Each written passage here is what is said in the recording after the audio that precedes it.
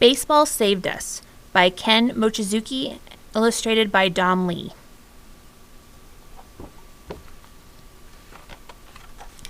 Author's note. In 1942, while the United States was at war with Japan, the U.S. Army moved all people of Japanese descent away from the West Coast. They were sent to concentration camps in the middle of the American deserts and swamplands up until 1945. The reason, the government said, was because it could not tell who might be loyal to Japan.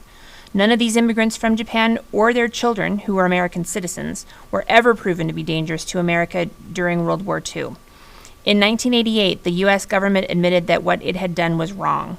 Over the past 25 years, I have received a lot of mail from young readers who have read Baseball Saved Us. I'm always interested in how these children interpret the story. Usually the young writers' illustrators draw a scene from the book. I have not received a single one in which the story's characters are drawn with stereotypical slanted Asian eyes. Why?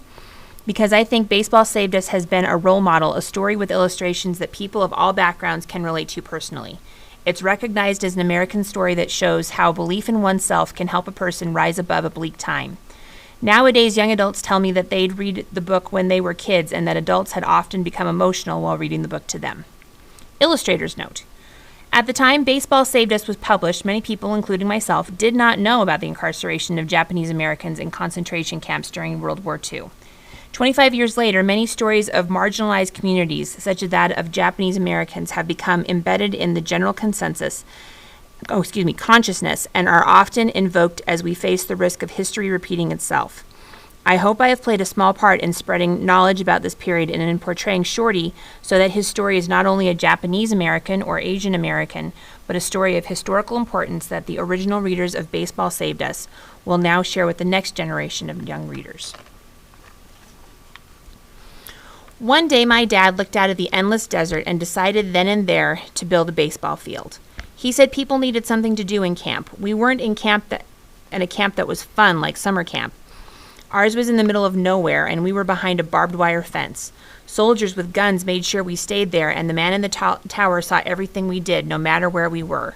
As Dad began walking over the dry, cracked dirt, I asked him again why we were here. Because, he said, America is at war with Japan, and the government thinks that Japanese Americans can't be trusted. But it's wrong that we're in here. We're Americans, too. Then he made a mark in the dirt and mumbled something about where the infield bases should be. Back in school before camp, I was shorter and smaller than the rest of the kids. I was always the last to be picked for any team when we played games. Then a few months ago, it got even worse. The kids started to call me names and no one talked to me, even though I didn't do anything bad. At the same time, the radio kept talking about some place far away called Pearl Harbor. One day, Mom and Dad came to get me out of school. Mom cried a lot because we had to move out of our house real fast, throwing away a lot of our stuff. A bus took us to a place where we had to live in horse stalls. We stayed there for a while until we came here. This camp wasn't anything like home. It was so hot in the daytime and so cold at night. Dust storms came and got sand and everything, and no one could see a thing. We sometimes got caught inside, standing in line to eat or to go to the bathroom. We had to use the bathroom with everybody else instead of one at a time like at home. We had to eat with everybody else too, but my big brother Teddy ate with his own friends. We lived with a lot of people in what were called barracks. The place was small and had no walls. Babies cried at night and kept us up.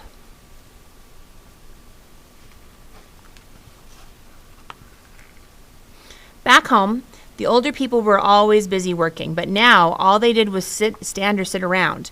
Once Dad asked Teddy to get him a cup of water. "Get it yourself," Teddy said. "What did you say?" Dad snapped back.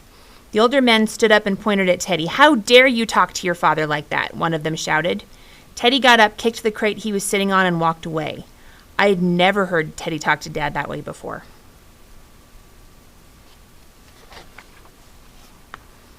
That's when Dad knew we needed baseball. We got shovels and started digging up the sagebrush in an empty space near our barracks. The man in the tower watched us the whole time. Pretty soon, the other grown-ups and their kids started to help. We didn't have anything we needed for baseball, but the grown-ups were pretty smart. They funneled water from irrigation ditches to flood what would become our baseball field. The water packed down the dust and made it hard. There weren't any trees, but they found wood to build the bleachers. Bats, balls, and gloves arrived in cloth sacks from friends back home. My mom and other moms took the cover off mattresses and used them to make uniforms. They almost looked like the real thing.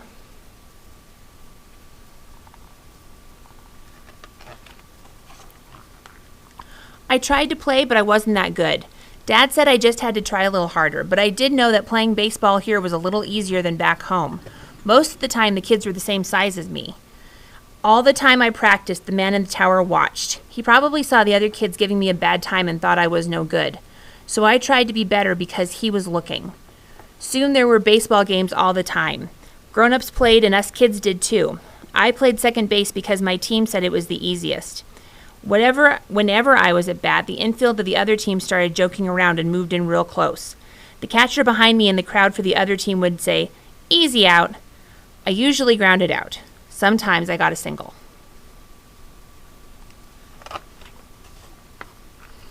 Then came one of our last games of the year to decide on the championship. It was the bottom of the 9th inning. The other team was winning 3-2. One of our guys was on second and there were 2 outs. 2 pitches, and I swung both times and missed. I could tell that our guy on second was begging me to at least get a base hit so somebody better could come up to bat. The crowd was getting loud. "You can do it! Strike out! No hitter, no hitter!"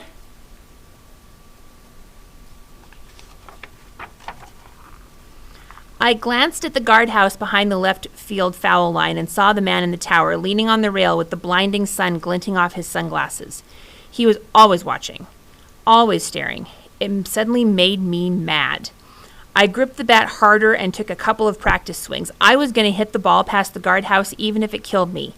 Everyone got quiet and the pitcher threw.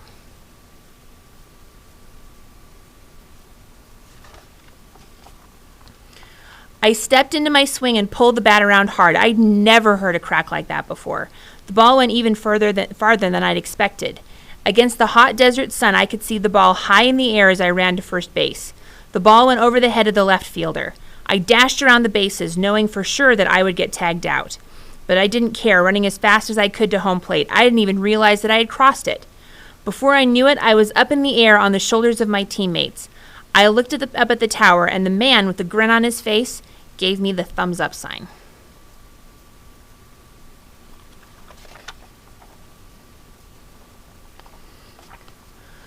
But it wasn't as if everything was fixed.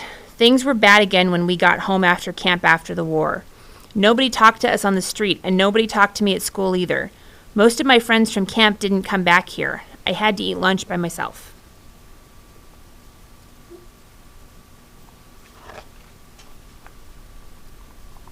Then baseball season came.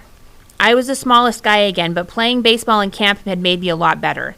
The other guys saw that I was a pretty good player. They started calling me shorter, but they smiled when they said it. By the time the first game came around, I felt almost like part of the team.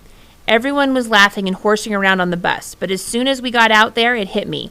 Nobody on my team, or the other team, or even anybody in the crowd looked like me. When we walked out onto the field, my hands were shaking. It felt like all these mean eyes were staring at me, wanting me to make mistakes. I dropped the ball that was thrown to me, and I heard people in the crowd yelling, "Jap!" I hadn't heard that word since before I went to camp. It meant that they hated me.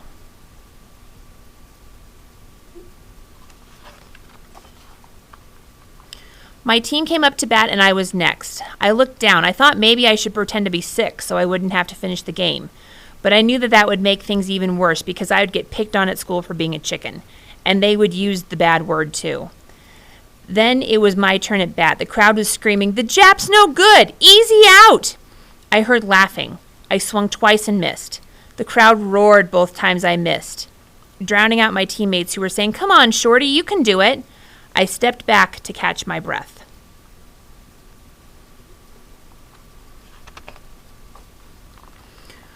When I stepped back up to the plate, I looked at the pitcher. The sun glinted off his glasses as he stood on the mound like the guard in the tower. We stared at each other. Then I blocked out the noise around me and got set. The pitcher wound up and threw.